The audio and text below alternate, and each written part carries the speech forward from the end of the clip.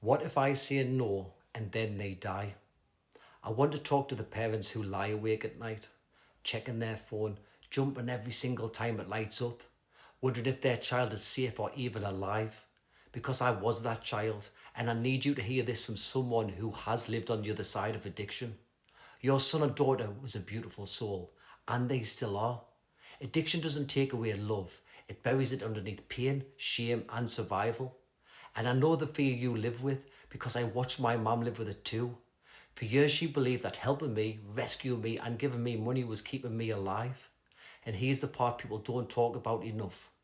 Saying no to your addicted child, it goes against every single instinct in your body, every parental feeling, every protective instinct, every part of your heart is screaming at you to rescue them, to give them money, to try fix it, to make the fear stop.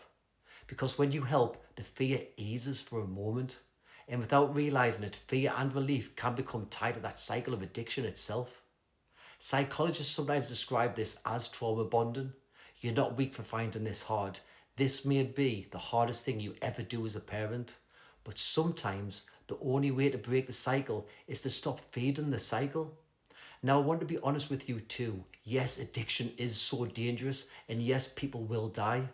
That fear you feel is real. But the times I did overdose, they were not when my mum said no. They were when addiction was funded, when money kept on coming in, when nothing interrupted what I was doing. Every yes kept me sick for longer. Addiction becomes more dangerous when it is protected, because nothing ever has to change. My mum didn't stop loving me, she learned. She learned about addiction, she learned through lived experience that saying yes was not saving me. And when she finally understood the disease enough, she loved me enough to stop saving my addiction. That was the moment things began to change for me. Not because she gave up, but because she stopped protecting the illness, the one that was killing me. You are not choosing between loving your child and abandoning them. You are choosing between protecting the addiction and giving recovery a chance. I did not recover because someone rescued me. I recovered when love changed and boundaries finally interrupted my addiction.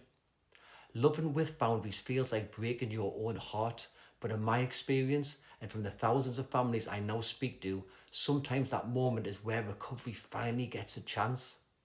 You did not cause this, you cannot control it, and you cannot cure it, but you can change the way you react to the disease. And sometimes, just sometimes, that gives you the best chance of surviving it, and maybe the first real chance your child has of surviving this disease too.